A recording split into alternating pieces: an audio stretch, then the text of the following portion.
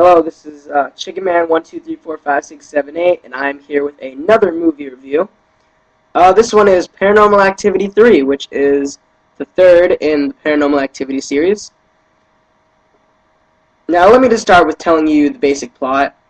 It is the two girls from number 1 and number 2, Katie and Christy, as little kids. So it's a big prequel. It goes, like, way back. Because the first one took place in 2006, the second one took place in 2005 and 2006, and now this one takes place in 1988. So, obviously you know it's about them as little kids. Now, here's a little bit deeper into the storyline that I'm going to tell you. If you don't want to know the story, you should stop listening now. But, it's no spoilers in this review, though. Promise. It's about Katie and Christy, and Katie's kind of, loud, and she's partyish and fun. And then Christy, there's just something creepy about her. Something really weird. And she has a friend that is like an imaginary friend, who she calls Toby. And she's always talking to him. And the family's trying to convince her that Toby isn't real. But when some suspicious things start happening around the house, the people are starting to figure out maybe Toby might be real. And then that's where it leaves off with everything that happens. Now, the storyline, to be honest, sounds really stupid, I know. But it was honestly really good. I enjoyed this movie a lot. And not once did it keep me bored. It had some funny things in it. It had, it was really scary, actually. It made a lot of the audience jump or be scared. The audience was the most amazing part because it was the midnight premiere I went to, so they were like screaming or laughing, or they were just the best audience. Now on Rotten Tomatoes, it got a 74% of 67 critics, and other people have given it like a 6.4 out of 10, which is a different critic or whatever. The opening night, it actually got $26.2 million, which is the most money on an opening day since Harry Potter and the Deathly Hallows Part 2, which was all the way back in July. Now, I have to say, I really enjoyed this movie. Some people love it, some people hate it. I'm one of the people who I really like this movie. It's by a whole different director. In number 1 and number 2, the director from those movies produced the new movie, but didn't direct it, and you could obviously tell the difference, because there are some different camera things, some different, a lot of changes in this movie, that some were better and some were worse. I mean, every movie has its goods and bads. There were some bad things in this. Now, another thing, this movie, most of the things you see in the trailer are not in the movie. Maybe, I don't even, let's just hope it's on deleted scenes or on a special edition of the movie or something. 95 or 94% of this movie trailers were not in the movie.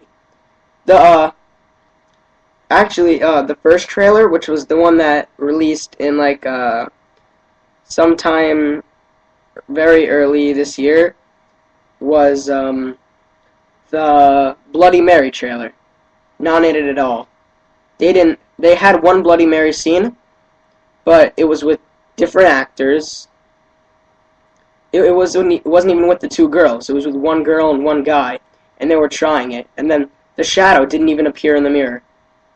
So, I mean, it didn't have any of that. The shadow, which was shown in the trailer, wasn't really shown a lot. It was shown a couple of times, and that made it freaky. But the part in the new trailer where there was some kind of priest or ghostbuster or whatever you want to call him, where he was talking to the family, and then his head gets banged against the table and he gets thrown around, wasn't in it. There was actually no priest or ghostbuster or whatever in this movie. So the Bloody Mary scene wasn't in it, the priest scene wasn't in it. I'm trying to think. What else was there that wasn't in it? There was a scene in the very end of the trailer where the mom says, "Let's get out of the house," and she gets dragged onto the bed. That scene wasn't in it. I was waiting for that. And then the main scene, which they talk about forever in number 1 and number 2, that you think would be in the third one, where the house burned down. You saw that a little bit in the trailer. That wasn't in it at all. I thought that was my main concern with it. That most of the things, but the storyline was great. The visual effects are great. The acting was pretty good. It was decent.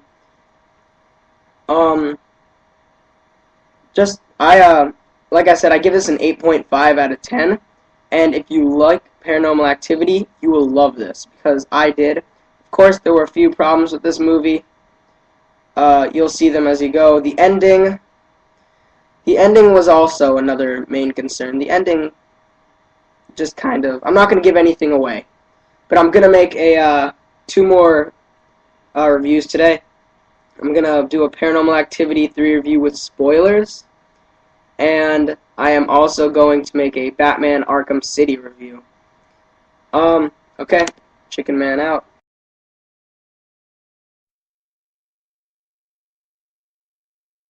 Katie, Christy, say hi to the camera. Something's going on. What do you think it is? Do the knocking game you showed me, remember?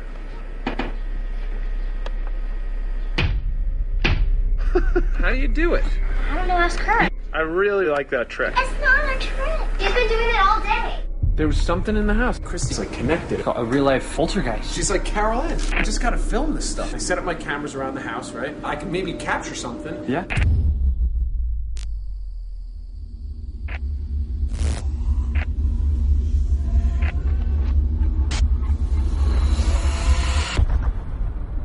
Julie, watch. See that? What? Oh my god.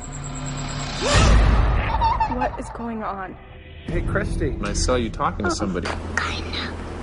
He's very sweet. He's my friend. I don't see him. Standing right next to you. Honey, he's not there. This is not simply about Kristen. This is connected to your side of the family. He definitely knows about it. Katie? I'm worried about you and the girls. Somebody say something! I felt like digging in my side. Did you hear that? It's okay.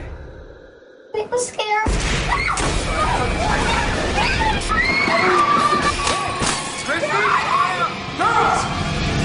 We're getting out of here. Let's get in the car and drive.